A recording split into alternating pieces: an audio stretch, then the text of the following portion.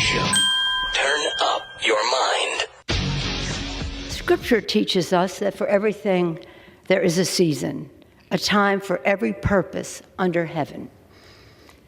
My friends, no matter what title you all, my colleagues, have bestowed upon me, speaker, leader, whip, there is no greater official honor for me than to stand on this floor and to speak for the people of San Francisco. This I will continue to do as a member of the House, speaking for the people of San Francisco, serving the great state of California, and defending our Constitution. And with great confidence in our caucus, I will not seek re-election to Democratic leadership in the next Congress. For me, the hours come for a new generation to lead the Democratic caucus that I so deeply respect. And I'm grateful that so many are ready and willing to shoulder this awesome responsibility. Oh, man. It's an end of an era. End of an era. Somebody deliver the flowers. Deliver the flowers right now.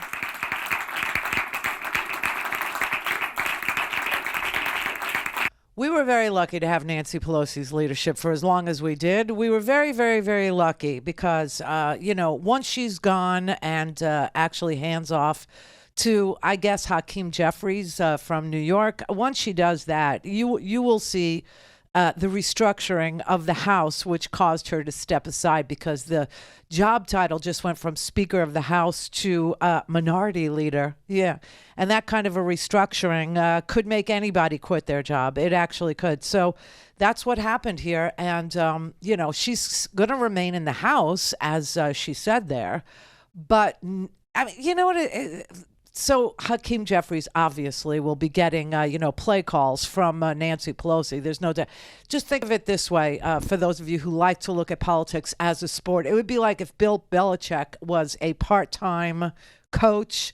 Of course, he would want to have a say in every single freaking play called, right? Well, Nancy's going to be exactly the same thing, except that she's not going to be a minority leader. She had promised that she would do 4 more years 4 years ago, and of course she's honoring that. She's honoring that promise, A. And B, who the hell wants to be minority leader at 82 freaking years old? Not me. And definitely not after somebody went and attacked her husband with a freaking hammer, and the right-wing media, if you want to call them that, said, oh, your husband was out cruising Castro and, his gay lover beat him up or some crazy thing. Like their first inclination, the Republicans, their first inclination is not to denounce political violence of any sort. No, their first inclination is to create a conspiracy theory. So, I'm sure she wants to sit back, relax, and enjoy the show that is going to be the speakership of one Kevin McCarthy. Now, he doesn't have the votes yet. He's got, he was nominated, which is a minority. You just need one more than the minority, one more for the majority to be the nominee. So he got 188 votes, but to be the speaker, you need 218. You need the entire caucus to vote for you. And so he is cozying up to the clown car crazy chaos, creeps, and giving them what they want so that he can get their votes. And this is not going to turn out well for Kevin McCarthy. It's not going to turn out well for us. It's certainly not going to turn out good for America, but that's not anything that the Republicans are interested in. Hence the conspiracy theories instead of denouncing political violence of any sort whenever they see it, right? And but what's really upsetting?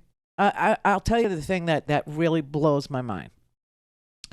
The House of Representatives was attacked by Trumpian maggots, okay? The House of Representatives came under assault.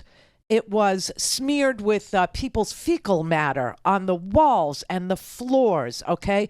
You know the story about 140 police officers were beaten, 140 police officers were attacked, and they used flagpoles as spears and weapons and crutches and, Blue Lives Matter flags, the poles to beat police officers. I mean, the irony of it.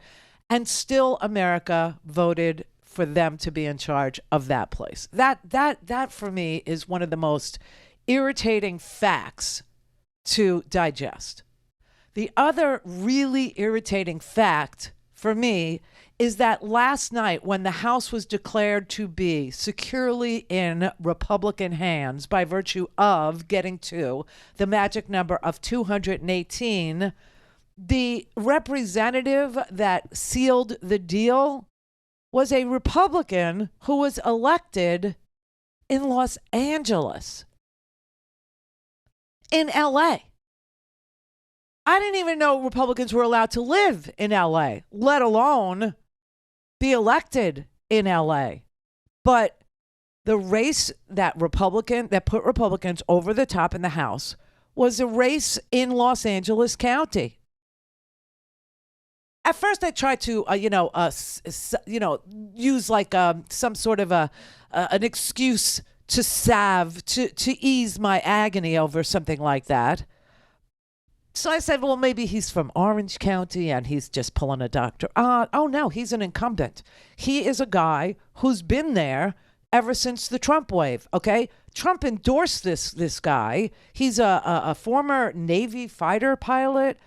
He had Trump's endorsement in 2020. He joined the House. He rejected the electoral votes from Arizona and Pennsylvania. He opposed the impeachment of Donald Trump after his workplace was attacked by Trump sycophants in the insurrection, and he's anti-choice. He's for abortion bans.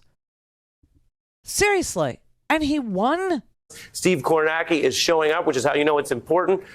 Steve, what can you tell us about the numbers coming in right now? Yeah, we are getting numbers as we speak from a critical congressional district here. In fact, it has now been called. California's 27th district, L.A. County just released a batch of new votes. The Republican incumbent, Mike Garcia, has defeated his Democratic challenger, Christy Smith. This win for Republicans is the 218th seat. Republicans have now secured a majority in the House of Representatives. The win by Garcia is number 218. Hello, LA.